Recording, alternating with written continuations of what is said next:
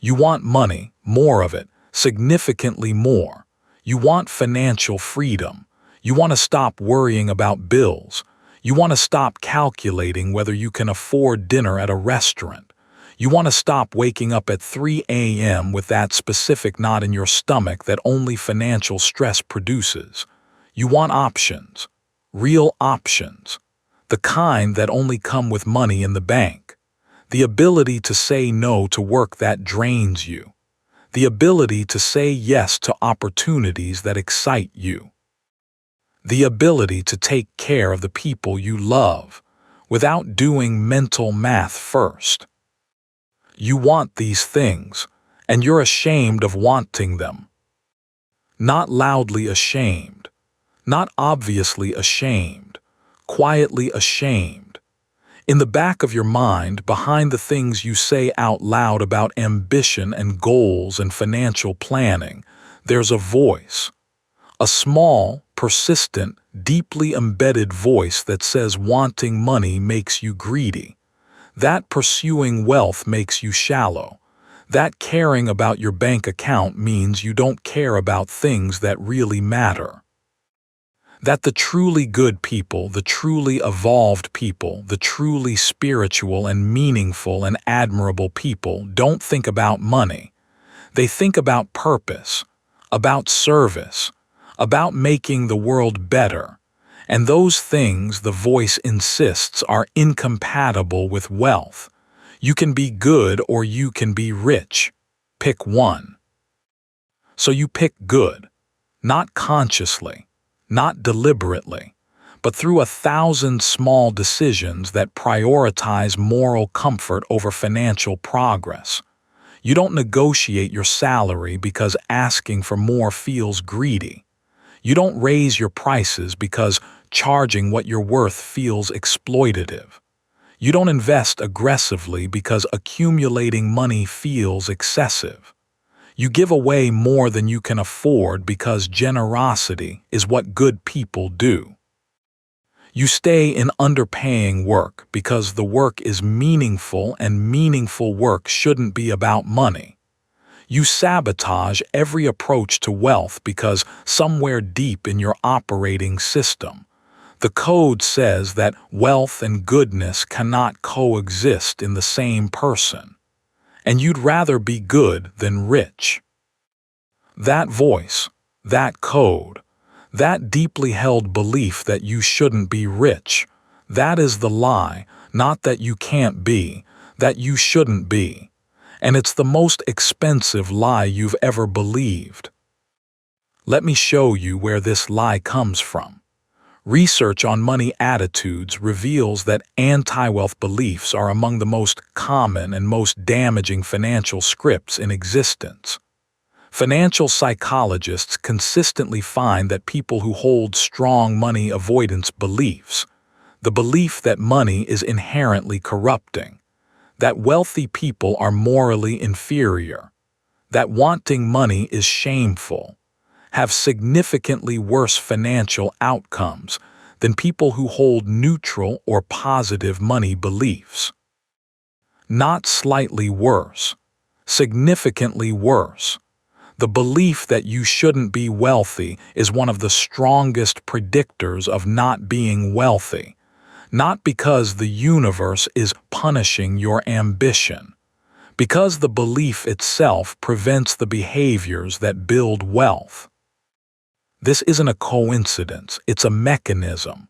The belief creates the outcome. You believe you shouldn't be rich. The belief generates shame around wealth-building behaviors. The shame produces avoidance, self-sabotage, and underperformance. The avoidance produces exactly the financial outcome the belief predicted, and the outcome confirms the belief. See, I'm not meant to be wealthy, it's just not in my cards. It was never in your cards because the belief removed it from the deck before you started playing.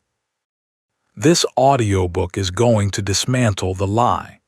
Not to turn you into someone obsessed with money, not to make you worship wealth, but to remove the invisible ceiling that's been capping your financial life for years. The ceiling that's made of shame, morality stories, cultural programming, and the deeply internalized conviction that good people and rich people are separate species. 5 chapters, where the lie comes from, how it operates in your daily life, what wealth actually does versus what the lie says it does, how to separate money from morality, and how to build wealth without becoming the person the lie warned you about. 1 hour, the most important hour you'll spend on your finances, not because of what it teaches you about money, because of what it teaches you about permission. Let's begin. Chapter 1, Where the Lie Comes From, the programming that taught you wealth is wrong. The belief that you shouldn't be wealthy didn't appear from nowhere. It was installed through multiple channels over many years, and it was installed so gradually and so consistently that by the time you were an adult, it didn't feel like a belief at all. It felt like a fact, like a moral truth, like something so obviously right that questioning it would make you a bad person.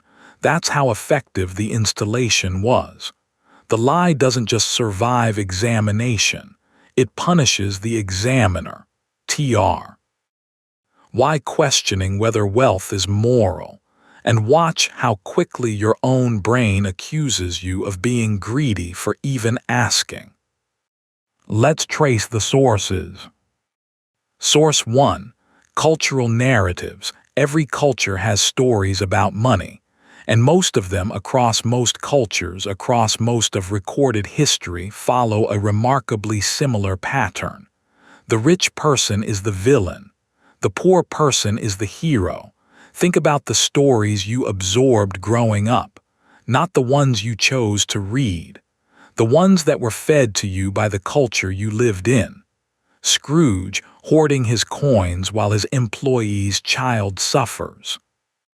The Wolf of Wall Street destroying lives for profit while celebrating his own excess. The corrupt businessman in every film who exploits workers and discards people and cares only about the bottom line. The heartless corporation. The soulless executive.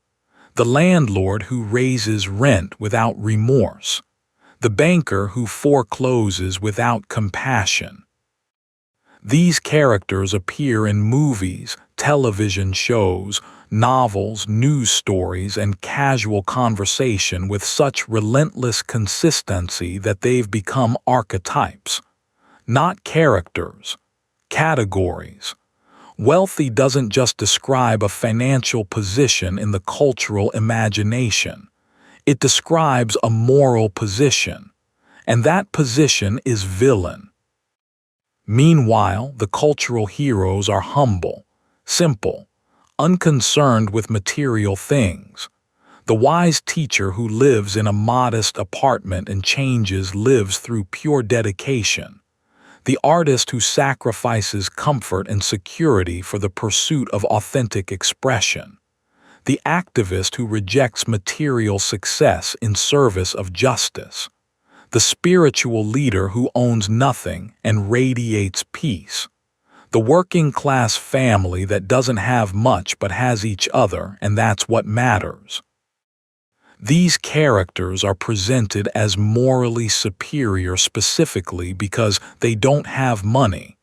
Their poverty, or their deliberate indifference to wealth, is offered as the primary evidence of their goodness. The less they have, the better they are. The moral equation is simple and absolute. And the implicit message, absorbed through hundreds of books and films and television episodes, and offhand comments and stories and cultural narratives over an entire lifetime of immersion in a culture that repeats these stories constantly, is devastatingly clear. Good people don't care about money. If you care about money, you're not good. Full stop. No exceptions. No nuance allowed. This is crucial. These narratives aren't false in every case. Some wealthy people are exploitative.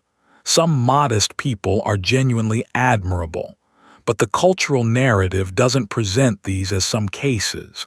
It presents them as the rule, as if wealth and exploitation are synonymous, as if modesty and moral superiority are the same thing.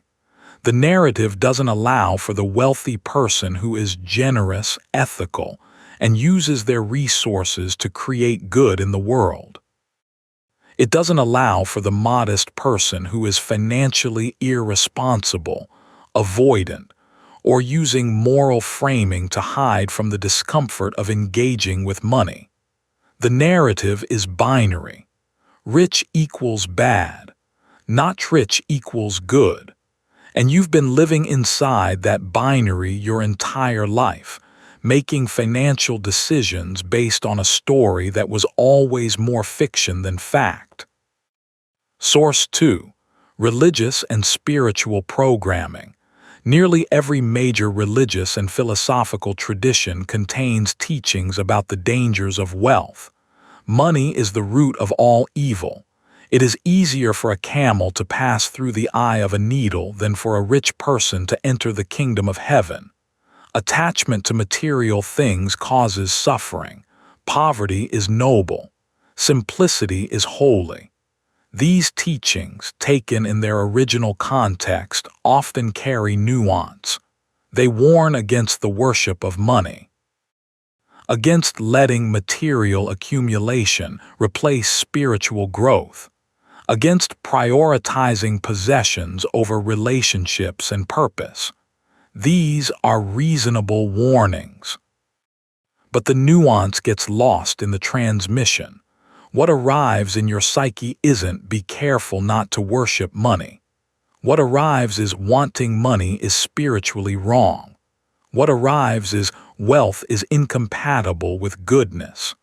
What arrives is a deep, often unconscious association between financial ambition and moral failure, an association so deeply wired that it operates below consciousness. You don't think, "I shouldn't pursue this raise because it conflicts with my spiritual values."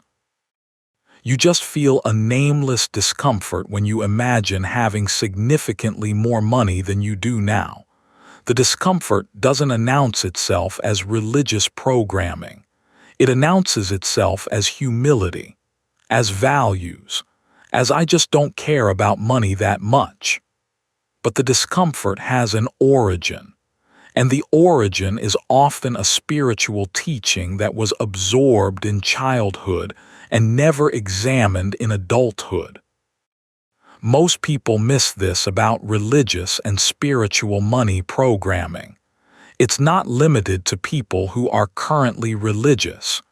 Even if you left organized religion decades ago, even if why?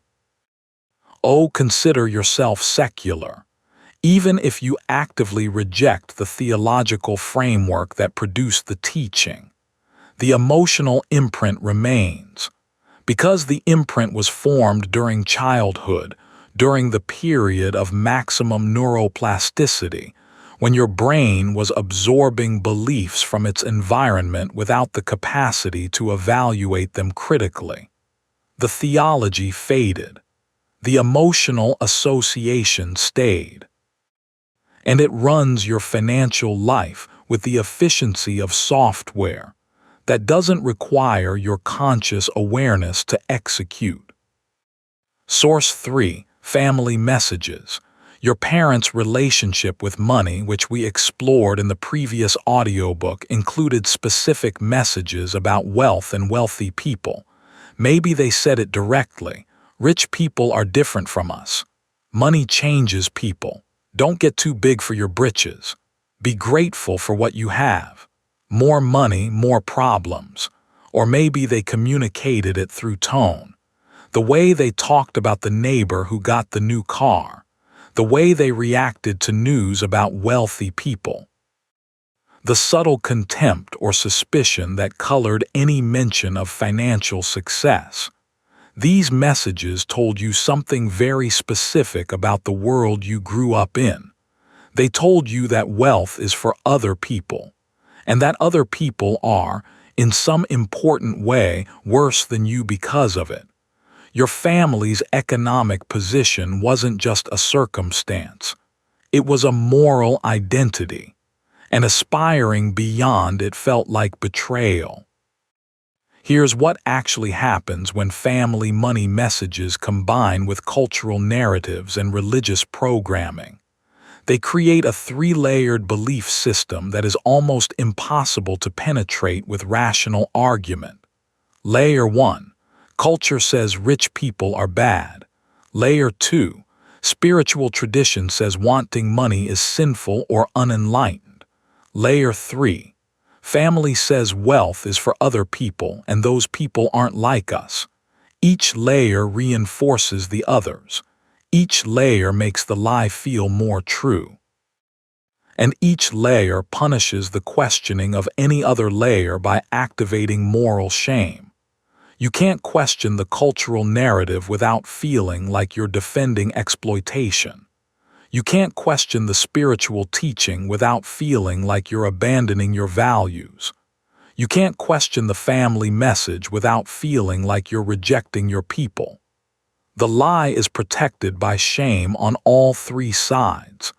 And shame is the most effective security system ever invented for maintaining beliefs that don't serve you. Source 4.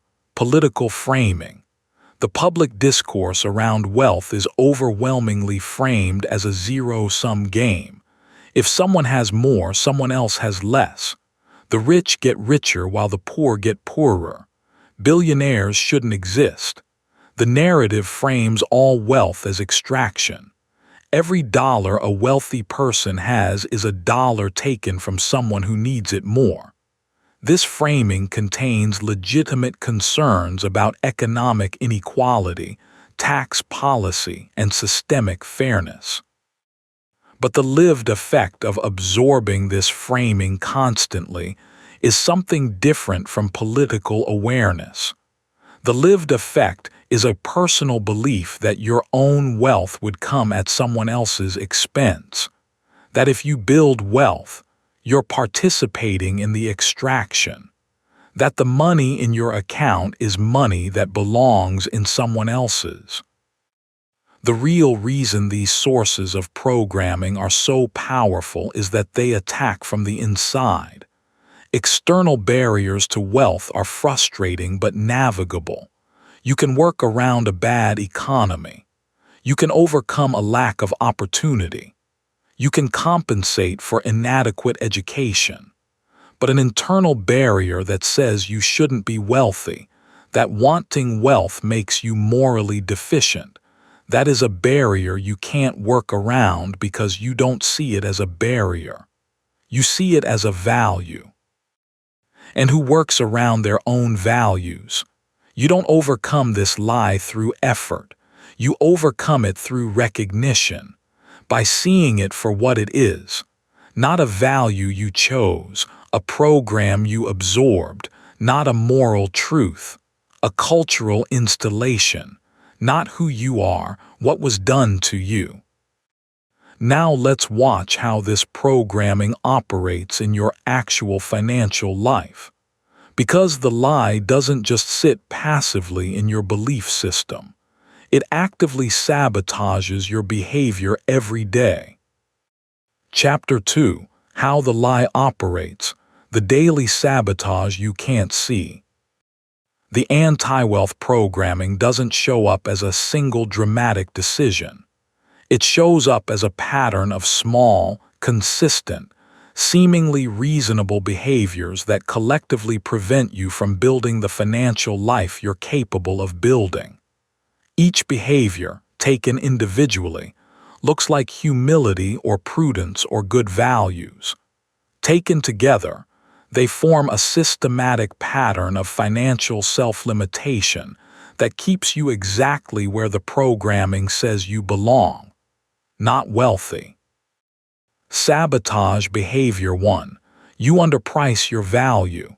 You charge less than your work is worth. You accept less than your skills justify. You do this not because you've done market research and determined that your prices are strategically competitive. You do this because charging what you're actually worth triggers a shame response. A voice that says, "Who do you think you are?" A feeling that asking for more money is inherently presumptuous, as if the act of valuing your own contribution at its actual market rate is an act of arrogance rather than an act of accuracy. This is crucial. The underpricing isn't about the market, it's about the lie. The lie says that good people don't prioritize money. Good people don't charge premium rates. Good people do the work because they care about the work, and money is a secondary concern that shouldn't influence pricing decisions. This sounds noble. It's not. It's self-destruction wearing a morality costume, because the person who underprices their work doesn't just earn less. They train the market to value them less. They attract clients who don't value quality because quality-valuing clients are paying quality prices somewhere else. They create a financial reality of constant struggle and call it the price of doing meaningful work. It's not the price of meaningful work. It's the price of a belief that says meaningful work and good money are mutually exclusive. Sabotage behavior 2. You give compulsively, not from overflow, from guilt. You give money you can't afford to give. You pay for meals you can't afford. You lend without expecting return. You donate beyond your means. And if someone asked you to stop, you'd feel physically uncomfortable because the giving isn't generosity. It's a script behavior. The script says that holding onto money is selfish. That accumulating money when others have less is morally wrong. That good people redistribute. That the money in your account is evidence of your failure to be generous enough. Most people miss this about compulsive giving. It looks identical to genuine generosity from the outside. The difference is the internal experience. Genuine generosity feels abundant. You give from overflow and the giving feels good and you don't feel diminished. Compulsive giving feels obligatory. You give from scarcity and the giving feels like self-punishment, and you do feel diminished, but you keep giving because stopping would make you feel like the kind of person the lie warned you about. Greedy. Selfish, bad.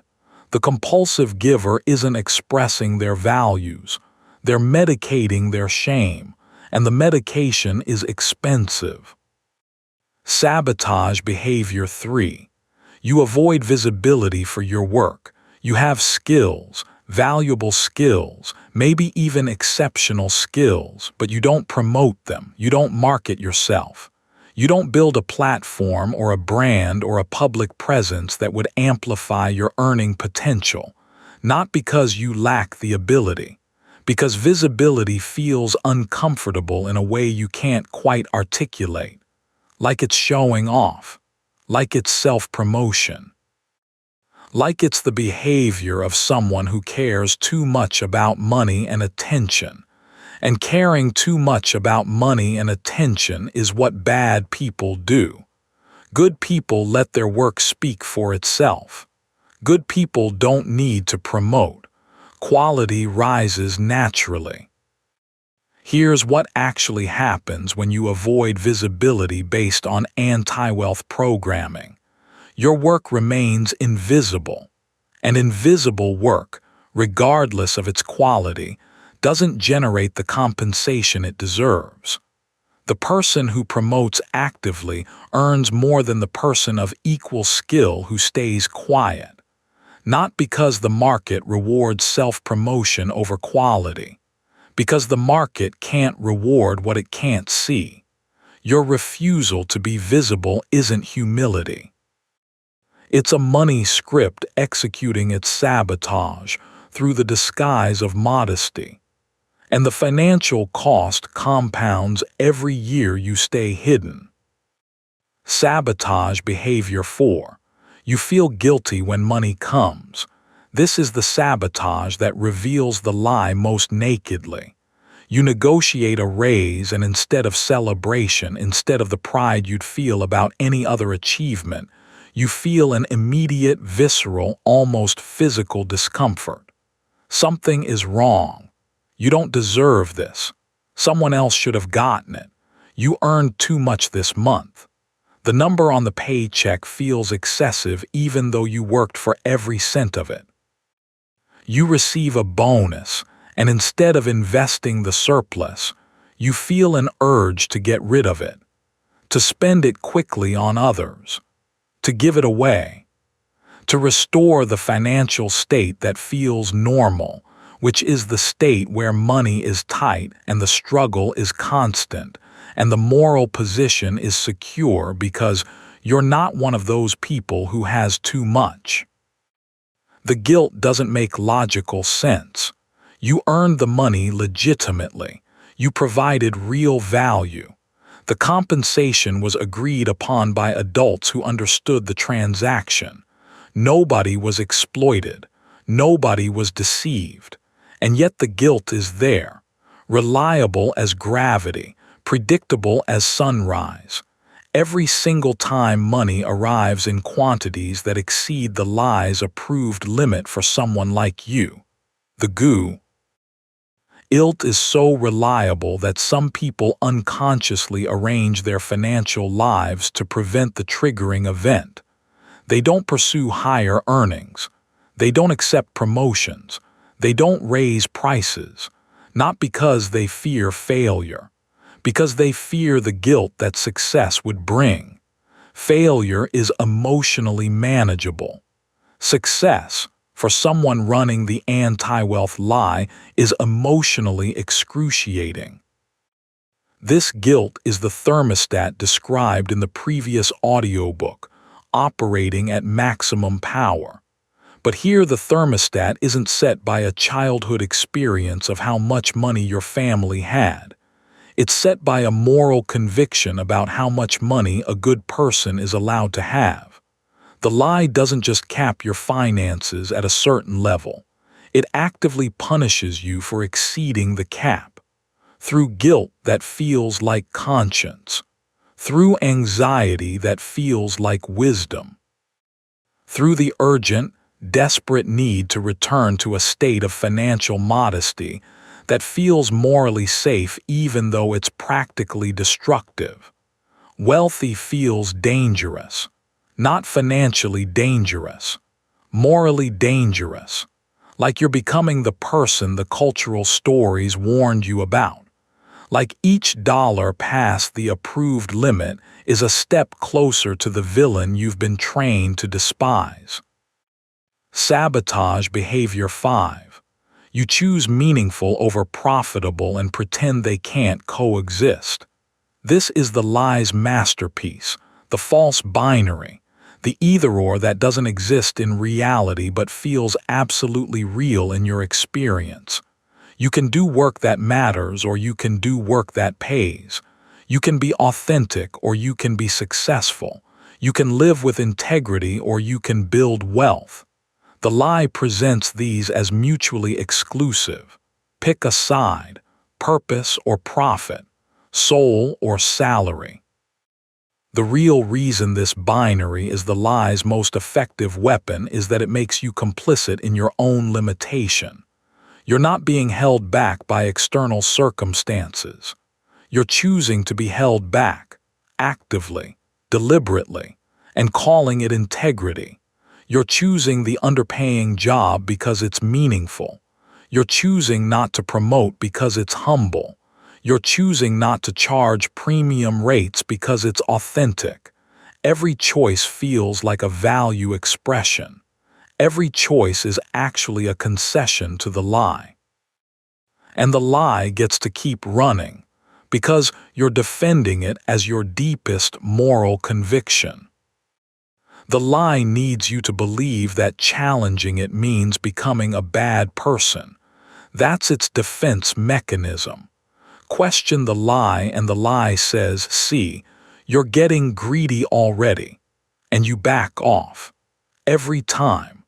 Because the thing you fear more than poverty is becoming the villain in the moral story you've been told your entire life. Let's destroy that story by looking at what wealth actually does versus what the lie says it does. Chapter 3. What wealth actually does, the truth the lie hides from you. The lie tells a very specific story about what wealth does to people. It corrupts. It isolates. It makes you selfish. It separates you from the things that matter. It replaces your humanity with a balance sheet. That's the story. And like all effective lies, it contains enough truth to be believable while concealing a much larger truth that the lie desperately needs you to not see. Here's what the lie hides. Hidden Truth 1. Wealth amplifies who you already are. Money doesn't change your character, it reveals it. A generous person with money becomes extraordinarily generous. A compassionate person with resources becomes a force for massive compassion. A creative person with financial freedom produces their best, most uninhibited, most authentic work. Money doesn't make you a different person. It makes you more of the person you already are, with fewer constraints on the expression. This is crucial. The lie tells you that wealth will turn you into someone unrecognizable, into the villain, into Scrooge. But the research on wealth and personality doesn't support this.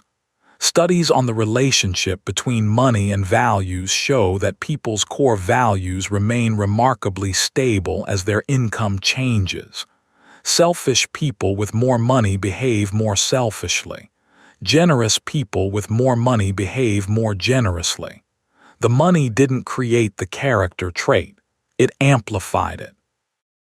If you are a good person now, you will be a good person with money. Probably a more effective good person, because your goodness will have resources behind it. The lie needs you to believe that wealth transforms your character. The evidence says it expresses it. And if your character is one you're proud of, wealth gives it a megaphone. Hidden Truth 2. Poverty limits your ability to help anyone. The lie frames modesty as morally superior. But let's be honest about what financial limitation actually means in practice. When you're struggling financially, your capacity to help others is severely constrained. You can't donate meaningfully. You can't support the causes you care about with anything beyond wishes and social media posts. You can't help a friend through a financial emergency. You can't fund the education of someone who deserves it. You can't create jobs. You can't build something that serves your community. You can barely take care of yourself. And yet the lie says this is the morally superior position. That having no resources is somehow more ethical than having the resources to actually do something. Most people miss this about the relationship between wealth and contribution. The most impactful charitable organizations, the most effective social programs, the most transformative community initiatives are all funded by money, by people who have it and choose to direct it toward good. The school that changed a neighborhood's trajectory, the hospital that saved thousands of lives, the research that produced a breakthrough, the scholarship that gave someone a chance. All of it required wealth, not modest means. Wealth. The lie says wealth is the enemy of goodness. The reality is that wealth is the most powerful tool for goodness that exists in the material world. And by keeping yourself from it, You're not being moral. You're being ineffective. Hidden truth 3. Financial stress destroys the things you're trying to protect by staying modest. The lie says staying financially humble protects your relationships, your values, your integrity, your connection to what really matters. As if financial modesty is a shield that preserves the things money would contaminate. Let's look at what financial stress actually does to the things you think you're protecting. Research on financial stress and relationships consistently shows that money problems are among the top predictors of relationship conflict and dissolution. Not one of many predictors. One of the top predictors. Couples who fight about money are significantly more likely to separate than couples who fight about other topics. And the fights aren't really about the money itself. They're about the stress that money scarcity creates. The tension, the blame, the impossible choices about what to pay and what to defer. The silent resentment that builds when both people are working hard and it's still not enough.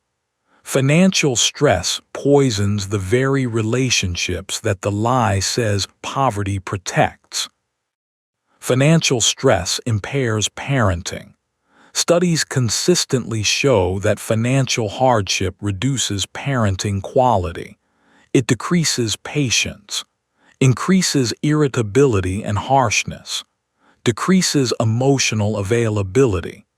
Parents under chronic financial stress are more likely to be physically present but emotionally absent, distracted by the worry that lives in the background of every waking moment. You're not protecting your family by avoiding wealth. You might be slowly, invisibly, unintentionally damaging your family by maintaining a state of chronic financial stress and calling it a moral choice. Financial stress also damages physical health. Chronic financial worry produces measurable cortisol elevation, persistent sleep disruption, immune system suppression, and significantly increased risk of cardiovascular disease. It impairs cognitive function in ways that have been documented through brain imaging. The prefrontal cortex, the part of your brain responsible for planning, reasoning, and impulse control, literally performs worse under chronic financial stress. It reduces your capacity for creative thought, strategic planning, and long-term decision-making. The very capacities you need to live a meaningful, purposeful, values-driven life are the capacities most degraded by the financial stress the lie tells you to accept as the price of goodness. The price of goodness isn't financial struggle. Financial struggle is the tax the lie extracts for keeping you in compliance. Here's what actually happens when you look at the specific good that wealth enables versus the specific harm that financial limitation creates. The comparison demolishes the lie. Wealth enables freedom of time, time to volunteer, time to create, time to be present with the people you love, time to rest and recover and show up as your best self. Financial limitation steals time, forces you into work you wouldn't choose, prevents you from being present because you're always working or worrying about working. Wealth enables choice. The choice to align your work with your values. The choice to leave situations that violate your integrity. The choice to say no to compromising positions because you don't financially need to say yes. Financial limitation eliminates choice, forces compromise, requires you to accept conditions you'd reject if you had options. The person with no money doesn't have more integrity. They have less choice. And less choice often means more compromise, not less. Hidden truth 4. The people the lie warns you about are not representative. The lie points to the worst examples of wealthy behavior and says, that's what money does. The corporate executive who exploits workers. He billionaire who hoards while others starve. The trust fund heir who contributes nothing. These people exist. They are real examples of wealth combined with bad character. But they are not the only examples. For every exploitative wealthy person, there are others who use their resources ethically, generously, and in service of something larger than themselves. You don't hear about them as often because wealthy person does good things quietly, doesn't make compelling narrative. It doesn't confirm the cultural story, so it gets filtered out. And what remains in your perception is a biased, unrepresentative sample that confirms the lie because the lie is what selected the sample.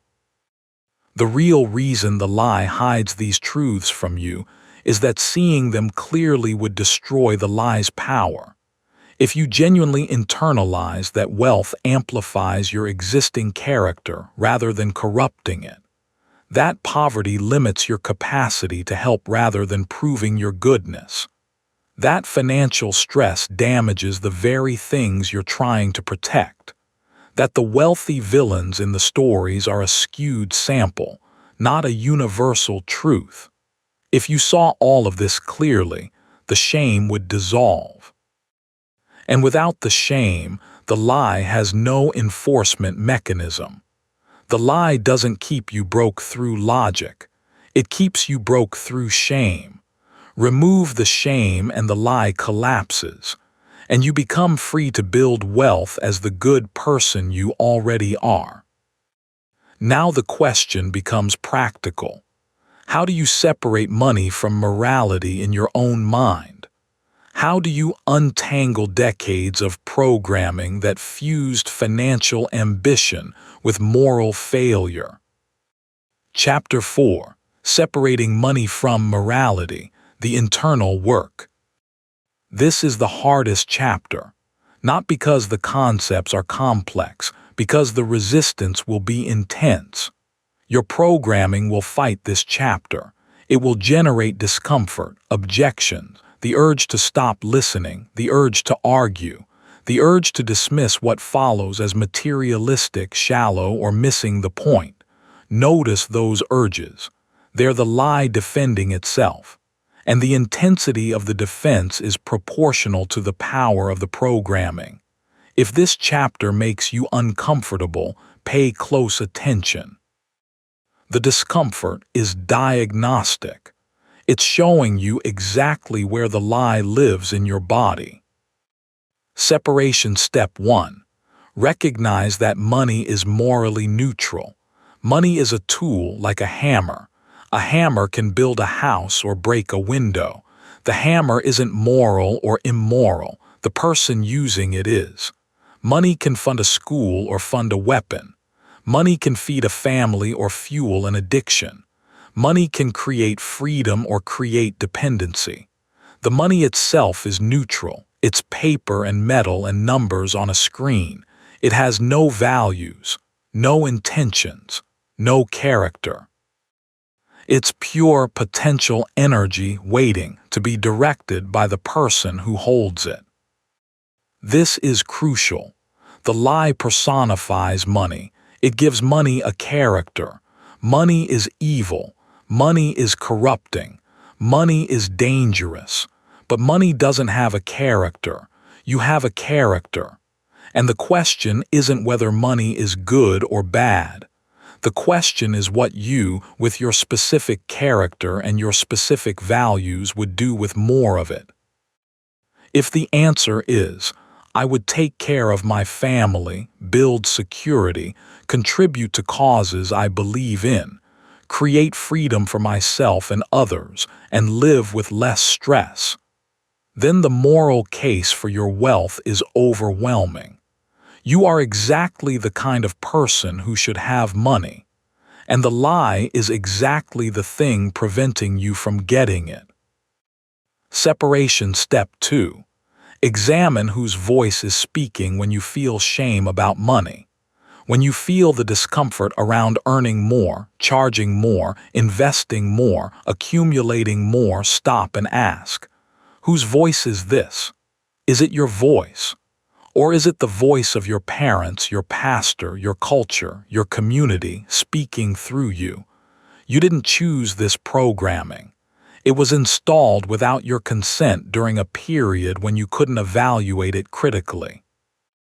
And now it's running your financial life as if it were your authentic moral position. It might not be. It might be inherited code masquerading as conscience. Most people miss this about inherited versus chosen values. A chosen value is one you've examined, questioned, and deliberately adopted as your own. An inherited value is one you absorbed from your environment and never questioned because it was presented as obviously true. Most anti-wealth beliefs fall into the inherited category. You didn't arrive at wanting money as greedy through careful ethical reasoning. You absorbed it through atmosphere, through tone, through stories and sermons and the way the adults around you spoke about money and wealth and the people who had it. A value you never chose isn't really yours. It's an occupant in your mind that never paid rent and never asked permission to move in. You're allowed to evict it, not because it's wrong, because you never agreed to let it. Stay. Separation Step 3. Develop a personal wealth philosophy. This is the replacement for the inherited programming. Instead of operating on the default beliefs absorbed from culture, family, and religion, you consciously decide what you believe about money. Not what you were told to believe. What you actually believe after honest examination. Ask yourself these questions and answer them truthfully, without performing moral superiority for an audience that isn't there. What would you do with significantly more money? Write the answer down, be specific. Not I do good things, specific things. How much would you give? To whom? What would you build? What problems would you solve? What freedom would you create for yourself and for the people you love? What would your daily life look like? Here's what actually happens when people honestly answer these questions. They discover that their vision of wealth is overwhelmingly positive. It's not yachts and sports cars and excess. It's security. It's generosity. It's freedom. It's time. It's the ability to stop surviving and start living. It's the ability to help the people they love without doing desperate mathematics first. The vision is good. The person is good. And the lie has been preventing the good person from getting the resources that would make their good vision real. Separation Step 4. Reframe wealth building as responsibility, not greed. If you're a good person and the evidence suggests you are because greedy people don't feel guilty about wanting money and you clearly do, then your wealth building isn't selfish. It's strategic. It's the deliberate accumulation of resources that will be deployed according to your values. Not the lie's values. Your values. The values that include generosity, security, freedom, contribution, and care. Reframing wealth as responsibility changes the emotional tone of every financial behavior. Negotiating a higher salary isn't greedy. It's securing resources for your family. Investing aggressively isn't excessive. It's building the foundation for future generosity. Charging what you're worth isn't exploitative. It's modeling self-respect and creating the financial stability that allows you to serve others without burning out. Accumulating money isn't hoarding. It's building capacity. capacity to give, capacity to choose, capacity to withstand emergencies without becoming a burden on others, capacity to exist in the world as someone who can help instead of someone who needs help. Separation Step 5. Build tolerance for the discomfort of having more. This is practical, gradual work. As you begin to earn more, save more, accumulate more, the lie will generate discomfort, guilt, anxiety, the urge to get rid of the surplus, the feeling of being too much, having too much, wanting too much. Don't fight the discomfort and don't obey it. Sit with it, notice it, name it. The lie is activating, the programming is firing. The shame is here because I exceeded the approved limit. Let the discomfort exist without letting it dictate your behavior. Over time, the discomfort diminishes. Not because you become a harder person, because you accumulate evidence that having more money doesn't make you a bad person. Each month where you have more money and you're still kind, still generous, still the person you want to be, is evidence that contradicts the lie. And evidence, accumulated patiently, is what finally rewrites the code. The real reason separating money from morality is the most important financial work you'll ever do is that it removes the barrier that no external strategy can touch. You can have the best financial plan, the best investment strategy, the best career moves lined up. If the internal programming says you shouldn't be wealthy, the programming will sabotage every external strategy. It will find a way, through guilt spending, through undercharging, through invisible self-sabotage that you won't even recognize as sabotage because it feels like your values in action. Remove the internal barrier and the external strategies suddenly work. Not because the strategies changed, because you stopped undermining them. Now the final step, how to build wealth as the specific kind of person you are. Good, conscientious, values-driven, and finally financially free. Chapter 5. Building wealth as a good person. The path that the lie said didn't exist. The lie said this path doesn't exist, that wealth and goodness are parallel lines that never intersect, that you have to choose one and abandon the other. This chapter is the proof that the lie was wrong, not theoretical proof, practical proof. A step-by-step approach to building wealth that is compatible with your values, aligned with your character, and structured to produce both financial freedom and moral integrity. Not one or the other. Both. Step 1. Define your enough. One of the lie's most effective tricks is making any amount of LTH feel like too much, because the lie never defines too much. It doesn't need to. Without a defined target, every level of accumulation can trigger the shame response. $1,000 in savings feels like too much because someone else has nothing. 10,000 feels excessive when you think about people struggling. 100,000 feels obscene when the news shows poverty and suffering. 1,000,000 feels morally indefensible regardless of how you earned it or what you plan to do with it. The goalpost of guilt never stops moving because you never planted it in the ground. The lie keeps it floating, undefined, mobile, always positioned just above wherever you currently are so that any upward movement triggers the shame. So plant the goalpost. Define your number, not a vague aspiration or a fantasy. A specific, researched, deliberately chosen number that represents the financial state where you can live securely without chronic stress. Give generously according to your values. Invest in the things and people and causes you believe in.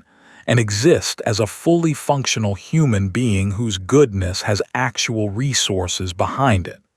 This number is your enough. Your specific, personal, values-aligned enough. And everything you do financially is in purposeful service of reaching it, not exceeding it recklessly, not accumulating endlessly without direction, not chasing more for more's sake, reaching a defined state of security and freedom that you chose consciously, with your values fully engaged, that allows you to live according to those values without financial limitation preventing their full expression. This is crucial. Defining your enough transforms the entire emotional experience of wealth building. Without a defined target, accumulation feels like greed because there's no endpoint, and the lie exploits that openness.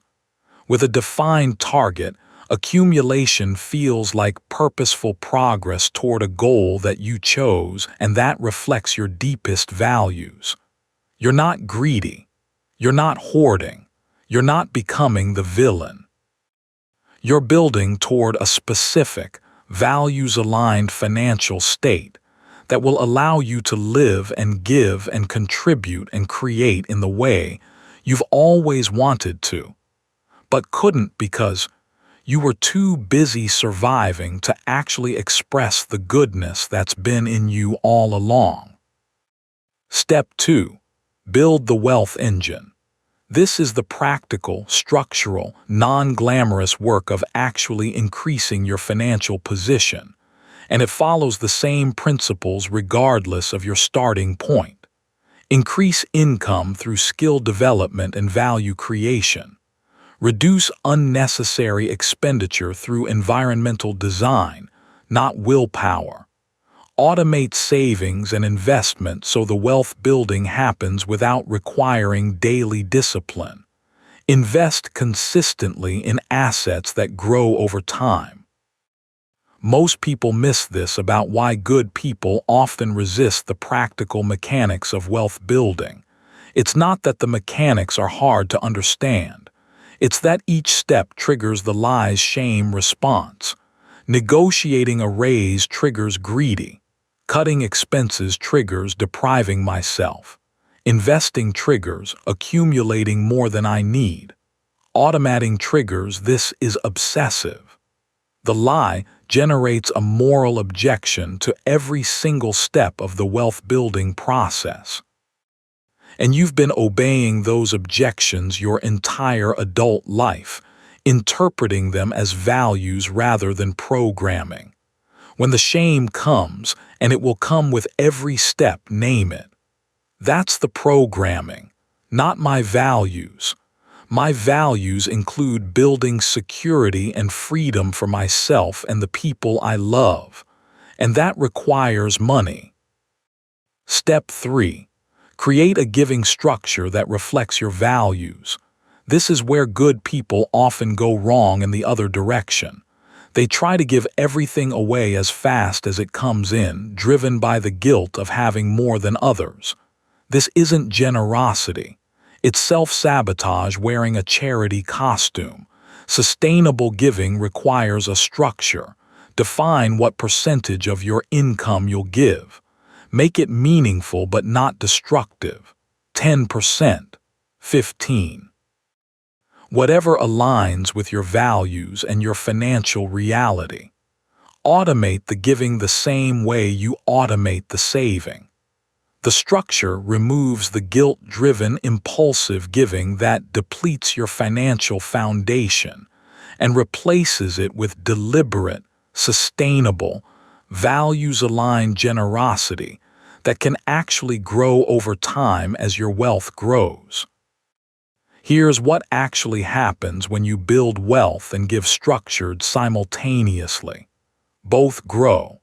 Your wealth compounds over time through consistent saving and investing. Your giving grows proportionally as your income increases. The 10% you give when you earn 50,000 becomes 10% of 200,000 without any change in the structure.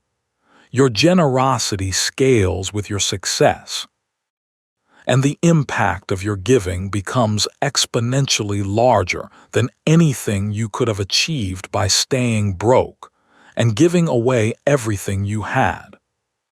Step F. Use wealth to align your life with your values.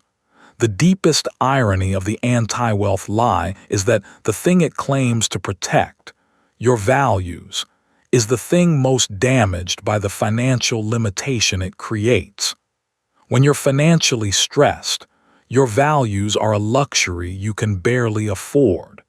You take the job that pays even though it conflicts with your principles. You stay in the situation that compromises your integrity because you can't afford to leave. You say yes when your values say no because your bank account doesn't support the no. Wealth gives your values teeth. Real, functioning, operational teeth. The wealth to say no to the unethical client. The wealth to leave the toxic workplace. The wealth to spend time on the cause you care about instead of the job that merely pays your bills. The wealth to be fully, uncompromisingly, unapologetically the person your values describe, not the watered-down version that financial limitation forces. Step 5. Model this integration for others. The lie perpetuates because people don't see examples of wealthy, good people living in alignment. They see the extremes, the greedy wealthy, the noble poor. They don't see the middle, the person who built significant wealth and used it to live a life of deep generosity, authentic values, and meaningful contribution without becoming the villain the lie predicted. Be that person, not for ego, for evidence. Your life becomes proof that the lie is wrong. And that proof, witnessed by your children, your community, your peers, disrupts the programming in everyone who sees it. The real reason building wealth as a good person matters beyond your individual life is that it breaks a generational cycle. The lie was passed to you by people who received it from the people who raised them. And unless you interrupt the transmission, you'll pass it to your children.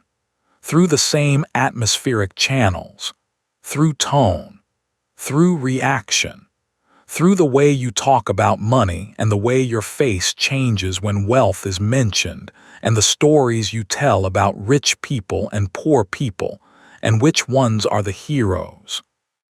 Your children will absorb whatever financial morality you transmit.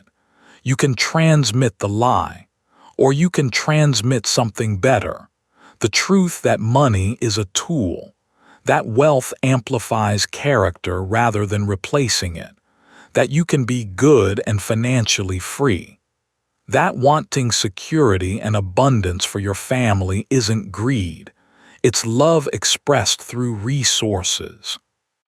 That's the legacy worth building, not just a bank account. A belief system that serves the next generation instead of limiting it. Conclusion. Let me say the thing that the lie has been preventing you from hearing for your entire adult life. You are allowed to be wealthy.